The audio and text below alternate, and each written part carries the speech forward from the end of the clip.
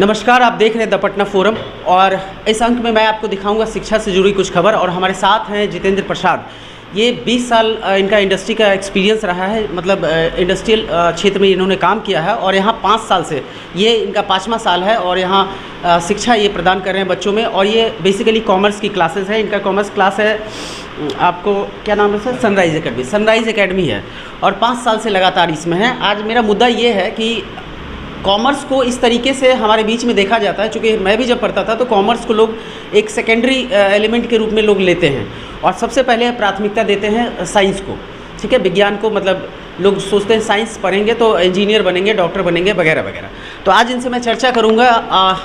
जितेंद्र जी, बहुत स्वागत है। जी नमस्कार, आपके सारे व्यूअर्स को मेरी तरफ से नमस्कार, सनराइज़ एकेडमी कोचिंग की तरफ से नमस्कार। जितेंद्र जी, सबसे पहला सवाल आपके लिए ये होगा कि क्यों स्टूडेंट के मन में अब क्या तब्दीली आई है कि कॉमर्स को वो प्रायोरिटी के तौर पे लेते हैं, या फिर अभी भी वही है कि पहले साइंस फिर कॉमर्स? देखिए, कॉमर्स की शुरुआत जब से मानव सभ्यता शुरू हुई है, जब से लेन देन शुरू हुआ, कॉमर्स तब से है। ये मतलब जब हम लोग अगर साउथ इंडिया में जाएं, जहाँ चेन्नई है, बेंगलोर है, या फिर वेस्ट इंडिया में जाएं, दिल्ली साइड जाएं, तो मैक्सिमम लोग वहाँ कॉमर्स प्रेफर। तो मेरे ख्याल से लगभग 70% लोग वहाँ पे कॉमर्स लेते हैं। क्यों लेते हैं? क्योंकि कॉमर्स में जॉब का स्कोप ज़्यादा रहता है। लोग इवन ग्रेजुएशन करते हैं, बीकॉम करते हैं, उसके बाद भी उनको एक अच्छा प्लेटफॉर्म मिल जाता है जॉब के लिए, अगर वो जॉब करना चाहें। और कई लोग होते हैं जिनकी आर्थिक स्थिति सही नहीं होती है, तो ग्रेजुएशन करने के बाद में भी उनको स्कोप बन जाता है, जॉब मिल जाता है इंडस्ट्रीज़ वगैरह में। क्योंकि कॉमर्स में अगर मैं सिंपल सेंस में अगर एक्सप्लेन करूँ तो commerce means business, trade, industry, management. तो ये सारे फील्ड में, चाहे परचेज़ हो, सेल हो, स्टोर हो, डिस्पैच हो, अकाउंट्स हो, हर फील्ड में कॉमर्स का अच्छा स्कोप बन जाता है। तो जॉब के रिलेटेड अगर मैं बोलूं तो यहाँ पे एक अच्छा स्कोप बन जाता है कॉमर्स का। अब मैं ये बोलूँगा बिहार के बारे में कि बिहार में भी अब लोग धीरे धीरे कॉमर्स का इम्पॉर्टेंस समझने लगे हैं। और यहाँ भी मैं ये अगर इन टर्म्स ऑफ परसेंटेज अगर मैं इसको कन्वर्ट करूँ तो मैं बोलूँगा लगभग यहाँ भी 25 से 30% अब कॉमर्स की तरफ लोग रुझान हुआ है। बट मतलब कि 70% अगर स्टूडेंट को रेस्ट में रखे तो उसमें आर्ट्स और साइंस दोनों? 70% में आर्ट्स एंड साइंस दोनों। जी। मतलब इसका मान लो कि 1/3 अब कॉमर्स की तरफ ट्रांसफ़र होने लगे। बिल्कुल सर, एक चीज़ बताइए कि जैसे कॉमर्स में जो स्टूडेंट आते हैं, किस टेक्निक का आप यूज़ करते हैं पढ़ाने के लिए? कोई विशेष टेक्निक का यूज़ करते हैं?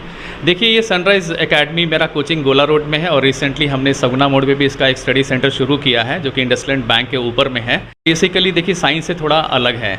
साइंस में बहुत सारे जो प्रिंसिपल्स हैं वो ऑलरेडी एस्टेब्लिश्ड हैं। साइंस बेसिकली क्या होता है, किसी भी फिनोमिनन को या किसी भी घटनाक्रम को डिस्क्राइब करता है कि ये क्यों होता है, कैसे होता है, तो वो ऑलरेडी डिस्क्राइब्ड है और वो रिटन है। और यहाँ पे कॉमर्स बेसिकली डिफरेंट है। यहाँ पे टोटली आपको कंसेप्ट को समझना होता है और आपको प्रैक्टिकल होना पड़ता है। और हम लोग यहाँ पे, चूँकि मैं खुद एक इंडस्ट्री में काम किया हूँ, मैं पेप्सी में था, रिलायंस कम्युनिकेशन पे था, मेरा सौभाग्य है, मैं अच्छे इंडस्ट्रीज़ में मुझे मौका मिला काम करने के लिए। और इस वजह से जो लास्ट के 4-5 साल जो मेरे रिटायरमेंट के बचे, तो लॉकडाउन के बाद में मैंने ये सोचा कि क्यों नहीं ये जो मेरा नॉलेज है और मेरा एक्सपीरियंस है हमारे बच्चों के साथ शेयर करें, सो दैट कि बच्चे भी ये कॉमर्स में उस लेवल पे आए, उस मैनेजमेंट करें और बड़े बड़े इंडस्ट्रीज़ में काम करें, ताकि एक बिहार में अगर बच्चे इस तरीके से करते हैं तो मुझे लगेगा कि मेरा भी एक थोड़ा सा कंट्रीब्यूशन उनके प्रति होगा। देखिए, जितेंद्र प्रसाद सर का कहना ये है कि ये डिफरेंट सेक्टर में काम किए हैं, तो कॉमर्स का इनका सीधा कहना है कि कॉमर्स थोड़ा कैलकुलेटिव होता है और आपको भी कैलकुलेटिव बनना पड़ता है। और चूँकि एक्सपीरियंस में होता क्या है कि आदमी बहुत ज़्यादा कैलकुलेटिव हो जाता है। अब जब ये पढ़ा रहे हैं तो इनको चीज़ों को बहुत अच्छे से एलेबरेट करके, एग्जैजरेट करके ये स्टूडेंट को बताते हैं और स्टूडेंट को समझ में बहुत अच्छा आता है। इन्होंने एक बहुत बड़ा बात बोला कि अब लगभग 1/3 स्टूडेंट कॉमर्स की तरफ रुझान कर रहे हैं और आ रहे हैं इनके पास। सर, आपका रिज़ल्ट कैसा जा रहा है? देखिए, मेरा रिज़ल्ट ये 5th ईयर है और लास्ट 4 इयर्स में हम लोग ने 100% रिज़ल्ट दिया है। और मेरे यहाँ कई स्कूल के जो स्टूडेंट हैं टॉप करते हैं। जो एक्सपीरियंस है मेरा ये काम आ रहा है, मेरा नॉलेज एक्सपीरियंस जब मैं स्टूडेंट्स को समझाता हूँ। देखिए, 2 चीज़ इंपॉर्टेंट होता है किसी भी आदमी का सक्सेस या नहीं सक्सेस में। सक्सेस वो 2 चीज़ क्या होता है, एक होता है रीडिंग द लाइन्स, दूसरा होता है रीडिंग बिटवीन द लाइन्स। एक तो मतलब आपने जस्ट पढ़ लिया, वो हो गया रीडिंग द लाइन्स, आपने उसको हिंदी में समझ लिया, लेकिन उसका एक्चुअल मीनिंग आपने नहीं समझा, वो होता है रीडिंग बिटवीन द लाइंस। तो वो रीडिंग बिटवीन द लाइंस कैसे आता है, जब हम उनको एग्जांपल्स बताते हैं, क्योंकि हमने इंडस्ट्री में काम किया, बहुत सारे एग्जांपल्स मेरे पास हैं, और मैं जब उनको वो एक्सप्लेन करता हूँ, एग्जांपल्स देता हूँ, तो उनके माइंड में वो कंसेप्ट क्लियर हो जाता है और उनको रटना नहीं पड़ता है। स्टूडेंट को एक बात बताइए, जो अगर खबर देखेंगे जी, उनके लिए एक बात बताइए कि commerce, how beneficial commerce is. देखिए गवर्नमेंट का जो अभी नीति है, तो मैक्सिमम आप देख रहे होंगे कि सब चीज़ गवर्नमेंट प्राइवेटाइजेशन की ओर जा रहा है, और जब प्राइवेटाइजेशन हो रहा है तो लोग डेफिनेटली प्रीफर करेंगे कि आपको कुछ कमर्शियल नॉलेज हो, तो उसमें कॉमर्स के स्टूडेंट्स को अच्छा स्कोप बन जाता है।